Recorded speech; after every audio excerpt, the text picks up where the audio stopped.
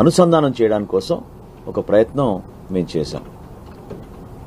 అయితే ఇది legacy issues మాకు, ఎందుకంటే గత ప్రభుత్వంలో ఉన్న అప్పుడున్న సాంకేతికత, అప్పుడున్న కొన్ని వాళ్ళ ఆలోచనల మేరకు ఈ డేటా GSWS దగ్గరే ఉండేది ఈ డేటా. సో మేము ఏ మార్పులు చేర్పులు చేయాలన్నా పౌర సరఫరాల శాఖ నుంచి ఈ రైస్ కార్డ్స్ సంబంధించిన విషయంలో అది GSWS డేటాతో ముడిపడి ఉంటుంది. గత 10-15 రోజుల నుంచి చాలామంది పౌరులు పాపం ఇబ్బంది పడ్డారు. ఎందుకంటే సర్వర్ డౌన్ అవడం వలన క్షేత్రస్థాయిలో పూర్తి సమాచారం గ్రామ సచివాలయం, వార్డు సచివాలయం సిబ్బందికి చేరకపోవడం, కొన్ని సచివాలయాల్లో కేవలం రోజుకి 20 అప్లికేషన్లే తీసుకుని సర్వీస్ అందించడం, కొన్ని క్లారిఫికేషన్స్ ఇవ్వాల్సిన సందర్భాల్లో కొంతవరకు మేము ప్రయత్నం చేసినా సాంకేతిక లోపాల వలన ప్రజలకి ఇంకా ఇబ్బంది కలిగింది. సో మనస్ఫూర్తిగా వాళ్ళందరికీ మేము విచారణ వ్యక్తపరుస్తున్నాం. I'm sorry for the inconvenience caused to the public.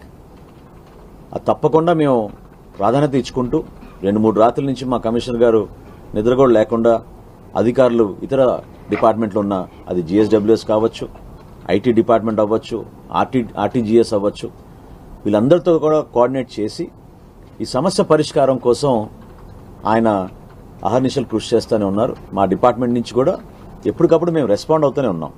నిన్న కూడా రాష్ట్ర వ్యాప్తంగా ఒక వీడియో కాన్ఫరెన్స్ ఏర్పాటు చేసి జాయింట్ కలెక్టర్స్ని, మా డిస్ట్రిక్ట్ సివిల్ సప్లైస్ ఆఫీసర్స్ అందరితో కూడా మాట్లాడి ఖచ్చితంగా ప్రజలకి మాత్రం వెసులుబాటు కల్పించాలి, ఎక్కడ కూడా ఇబ్బంది కలగకుండా చూడాలనేది నిన్న మాకు సుదీర్ఘమైన వీడియో కాన్ఫరెన్స్ జరిగింది. సో దానికి అనుగుణంగా కొన్ని నిర్ణయాలు తీసుకున్నాం. అదేంటంటే మొట్టమొదటిగా నేను మీ అందరికీ చెప్పదలుచుకుంది, ఇది నిరంతరంగా జరిగే ప్రక్రియ.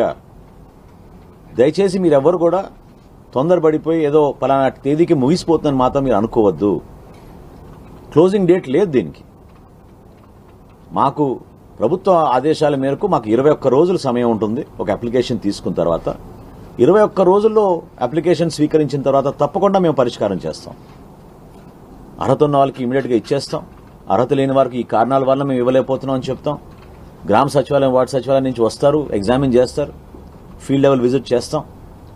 ఆ పొరపాట్లు లేకుండా చూడడానికి వివిధ శాఖలు దీంట్లో క్షేత్రస్థాయిలో బాగా అప్రమత్తమై పనిచేస్తూ ఉన్నాయి.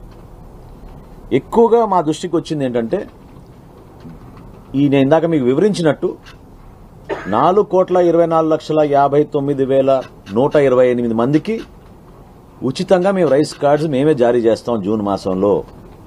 ఆ ఇన్ఫర్మేషన్ పూర్తిగా మా దగ్గర ఉంది, దాంట్లో ఎక్కడ లోపం లేదు. కొత్తగా ఎవరైతే అప్లై చేసుకుంటున్నారో ఈ మార్పులు చేర్పుల కోసం మీరెవ్వరు కూడా ఆందోళన చెందొద్దు. కొంచెం సమయం ఇవ్వండి, టెక్నికల్ ఇష్యూస్ కొంచెం రిజాల్వ్ చేసుకుంటాం. ఏ రోజుకి ఆ రోజు మేము మార్పులు తీసుకొస్తున్నాం. ఎందుకంటే కొన్ని సమస్యలు క్షేత్రస్థాయి నుంచి వస్తున్న సమాచారాన్ని బేస్ చేసుకుని ఒక మార్పు తెస్తున్నాం. ప్రభుత్వం ఎప్పుడు కూడా సామాన్యుడికి అందుబాటులో ఉండే విధంగా టెక్నాలజీని ఉపయోగించుకుని మరొకసారి మీరు ఇబ్బంది కలగకుండా ఉండడానికి కోసం ఈ సమాచారం మొత్తం డేటాబేస్లో క్రోడీకరించుకుని వన్స్ అండ్ ఫర్ ఆల్ మీకు ఈ రైస్ కార్డ్ అనేది పర్మనెంట్గా ఉండేటట్టు ఒక ప్రయత్నం చేస్తున్నాం. ఈ స్మార్ట్ రైస్ కార్డ్ అనేది దానికోసమే ప్రయత్నం. QR కోడ్ పెట్టాం దాంట్లో. భవిష్యత్తులో మీరు ఎక్కడ కూడా వెళ్ళవసరం లేదు మార్పులు చేర్పుల కోసం. ఆటోమేటిక్గా మీరు రేషన్ తీసుకున్నప్పుడే మీకు అప్గ్రేడేషన్ జరిగిపోతూ ఉంటుంది. ఆ సమాచారం ఉండిపోతుంది మా దగ్గర. కాబట్టి క్షేత్రస్థాయి నుంచి వస్తున్న ప్రధానమైన సమస్యలు నేను అడ్రస్ చేస్తాను, వాటికి పరిష్కారం చేయగలిగాం.